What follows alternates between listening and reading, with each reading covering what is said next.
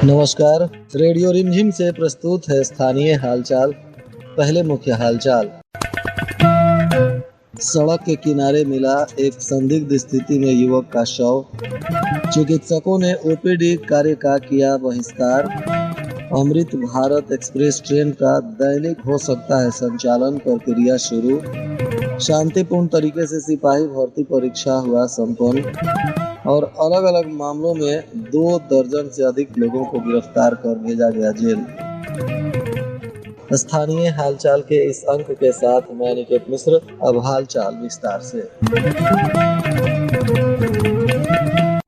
मोहम्मदपुर थाना क्षेत्र के माधोपुर गांव के रहने वाले 30 वर्षीय मंटू सिंह का संदिग्ध स्थिति में उनके जीजा के गांव श्यामपुर के पास सड़क के किनारे से शव मिला। घटना की सूचना मिलते ही पुलिस और एफएसएल की टीम घटनास्थल पर पहुंची। शव को कब्जे में लेकर जांच पड़ताल शुरू किया गया। खबर मिलने तक मौत के कारणों का पता नहीं चल सका था। पुलिस मामले की तफ्तीश में जुट गई है। इधर मृतक मंटू सिंह के परिवार में कोहराम मचा हुआ है। बताया जा रहा है कि मंटू सिंह किसी काम को लेकर घर से बाहर गए थे। इसी बीच उनके शव मिलने की जानकारी परिजनों को हुई, जिसके बाद परिजनों में कोहराम मच गया। पुलिस फिलहाल इस मामले की तफ्तीश कर रही है। परिजन हत्या की आशंका भी जता रहे हैं। सरकारी अस्पतालों में तैनात चिकित्सकों ने वेतन भुगतान में हो रही देरी और बायोमेट्रिक उपस्थिति व्यवस्था को लेकर नाराजगी जताते हुए 3 दिवसीय ओपीडी कार्य बहिष्कार का निर्णय लिया है। इस संबंध में बिहार स्वास्थ्य सेवा संघ गोपालगंज इकाई की ओर से सिविल सर्जन को पत्र भेजकर निर्णय की जानकारी दी गई है। संघ के अध्यक्ष डॉक्टर वीरेंद्र प्रसाद और सचिव डॉक्टर मनोज कुमार के द्वारा हस्ताक्षरित पत्र में कहा गया है कि बायोमेट्रिक उपस्थिति दर्ज कराने के बहाने जिले के सभी चिकित्सकों का वेतन रोक दिया गया है। संघ का कहना है कि इस मुद्दे पर राज्य स्तर पर भी सरकार से वार्ता चल रही है। साथ ही सरकार के आदेश में 5 एवं 6 दिवसीय कार्यालयों के लिए लागू व्यवस्था को जिले में 24/7 कार्यरत अस्पतालों पर भी लागू किया जा रहा है, जिसे चिकित्सक अनुचित मान रहे हैं। पत्र में कहा गया है कि बिहार स्वास्थ्य सेवा संघ गोपालगंज की जिला इकाई ने 15 जून से 17 जून 2024 तक जिले के सभी चिकित्सकों द्वारा 3 दिवसीय ओपीडी कार्य का बहिष्कार करने का निर्णय लिया गया है। बताया जा रहा है कि इस दौरान आपातकालीन सेवाएं प्रभावित होंगी या नहीं, इसका उल्लेख पत्र में नहीं किया गया है। संघ पत्र में स्पष्ट किया है कि चिकित्सकों के वेतन भुगतान में देरी के विरोध में यह कदम उठाया जा रहा है। साथ ही मरीज को होने वाली संभावित असुविधा के लिए प्रशासन और सरकार को जिम्मेदार ठहराया गया है। संघ ने इस संबंध में जिला पदाधिकारी स्वास्थ्य विभाग के सचिव तथा राज्य के स्वास्थ्य मंत्री को भी आवेदन लिखा है।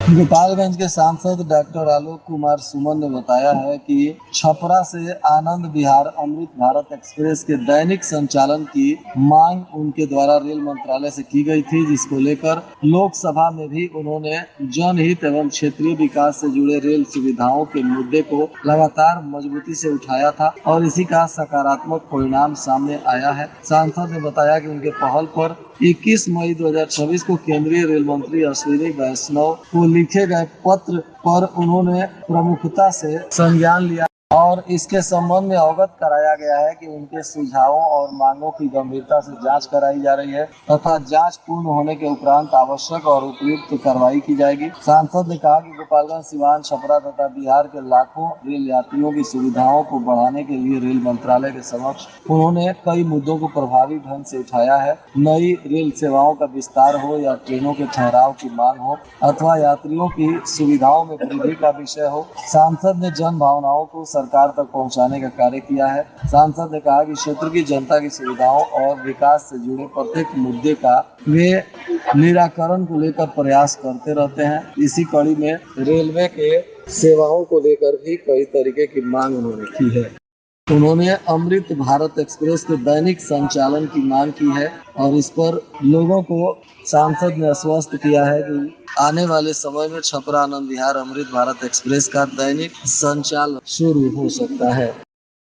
केंद्रीय चयन परिषद सिपाही भर्ती बिहार पटना के द्वारा आयोजित मध्य निषेध सिपाही भर्ती परीक्षा को कदाचार मुक्त और शांतिपूर्ण वातावरण में संपन्न कराने के लिए सभी परीक्षा केंद्रों पर पर्याप्त संख्या में पुलिस पदाधिकारियों और पुलिसकर्मियों की प्रतिनियुक्ति की गई थी, जिसको लेकर शांतिपूर्ण तरीके से सभी परीक्षा केंद्रों पर परीक्षा को संपन्न करा लिया गया। जिलाधिकारी और पुलिस अधीक्षक ने भी लगातार इसकी मॉनिटरिंग की और परीक्षा केंद्रों पर स्टैटिक मजिस्ट्रेट और मजिस्ट्रेट की तैनाती भी की गई थी।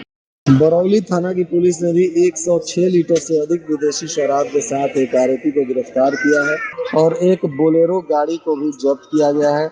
बताया जा रहा है कि पुलिस ने गुप्त सूचना के आधार पर मोहनपुर के पास वाहन की जांच शुरू की थी।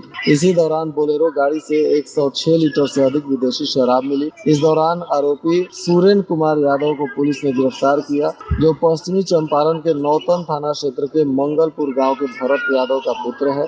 इसकी बोलेरो गाड़ी और शराब को जब्त कर अब पुलिस इसे पूछताछ के बाद न्यायिक हिरासत में भेज रही है। पुलिस अधीक्षक विनय तिवारी के निर्देश पर अलग अलग मामलों में लगभग 2 दर्जन गिरफ्तार आरोपियों को आज न्यायिक हिरासत में भेजा गया। बताया जा रहा है कि पुलिस अधीक्षक के निर्देश पर ही वांछित अभियुक्तों की गिरफ्तारी के लिए भी विशेष अभियान चलाया जा रहा है। इसी कड़ी में गोपालपुर थाना की पुलिस ने हत्या के प्रयास में फरार चल रहे प्राथमिकी अभियुक्त सुनील राम को गिरफ्तार किया, जो गोपालपुर थाना क्षेत्र के जोगीपुर गाँव का रहने वाला बताया जा रहा है। पुलिस ने इसके घर से ही आरोपी को गिरफ्तार किया था और अब इसे न्यायिक हिरासत में भेज दिया गया। मोहम्मदपुर थाना की पुलिस ने भी चीटिंग कांड के एक प्राथमिकी अभियुक्त राहुल कुमार को गिरफ्तार किया। बताया जा रहा है कि यह आरोपी मोहम्मदपुर थाना क्षेत्र के फोरमपुर गांव का रहने वाला है। पुलिस ने इसे गिरफ्तार कर पूछताछ के बाद आज न्यायिक हिरासत में भेज दिया। पुलिस ने अलग अलग थाना क्षेत्रों से इसी तरीके से हत्या के प्रयास, शराब के तस्कर और कोर्ट के द्वारा जारी वारंट के आधार पर लोगों को गिरफ्तार किया है, जिन्हें आज न्यायिक हिरासत में भेजा गया। शहर के पोस्ट ऑफिस चौक पर एक क्लब कैफे में शनिवार की देर शाम आग लग गई, जिसके वजह से वहां अफरा तफरी मच गई। बताया जा रहा है कि शॉर्ट सर्किट के कारण बिजली बोर्ड में अचानक आग लग गई और देखते ही देखते आग की लपटें उठने लगी, जिससे वहां मौजूद लोगों में हड़कंप मच गया। ग्राहक और कर्मचारी घबराकर बाहर की ओर भागने लगे। सूचना मिलते ही आसपास के दुकानदार और स्थानीय लोग मौके पर जुट गए और लोगों के सहयोग से किसी तरह आग को नियंत्रित किया गया। हथुआ थाना क्षेत्र के रेपुरा गांव में एक युवक को जबरदस्ती कुछ लोग स्कॉर्पियो गाड़ी में बैठाकर ले जाने की कोशिश कर रहे थे। तभी वहां लोगों ने शोर मचाया और 3 लोगों को पुलिस ने पकड़ लिया, जिनकी पिटाई शुरू कर दी। इसी बीच पुलिस को जानकारी दी गई। पुलिस मौके पर पहुंची, तीनों आरोपियों को हिरासत में लिया गया और स्कॉर्पियो को भी जब्त किया गया। बताया जा रहा है कि 4 लोग सफी आलम नाम के इस व्यक्ति को हथुआ के रेपुरा गाँव से उठाकर जबरन स्कॉर्पियो में बिठा रहे थे। तभी उसने शोर मचाना शुरू कर दिया। ग्रामीण मौके पर जमा हो गए और आरोपियों को घेर लिया गया। सूचना मिलते ही हथुआ के थानाध्यक्ष शोएब आलम दल बल के साथ मौके पर पहुंचे। 3 लोगों को हिरासत में लिया गया, जबकि एक आरोपी फरार हो गया। पीड़ित ने इसे साजिश और अपहरण की कोशिश बताया है, जबकि आरोपियों ने पुराने पैसों के लेन देन का विवाद पुलिस को बताते हुए जानकारी दी है। फिलहाल पुलिस अब इस मामले में हर एंगल पर गहन जांच पड़ताल कर रही है। और आज के मौसम का तापमान गोपालगंज में न्यूनतम 26 डिग्री सेल्सियस और अधिकतम 38 डिग्री सेल्सियस रहने की संभावना है। अंत में मुख्य हालचाल एक बार फिर। सड़क के किनारे मिला एक संदिग्ध स्थिति में युवक का शव। चिकित्सकों ने ओपीडी कार्य का किया बहिष्कार। अमृत भारत एक्सप्रेस ट्रेन का दैनिक हो सकता है संचालन, प्रक्रिया शुरू। शांतिपूर्ण तरीके से सिपाही भर्ती परीक्षा हुआ संपन्न। और अलग अलग मामलों में 2 दर्जन से अधिक लोगों को गिरफ्तार कर भेजा गया जेल। इसके साथ ही रेडियो रिमझिम से प्रसारित स्थानीय हालचाल का यह अंक समाप्त हुआ। नमस्कार।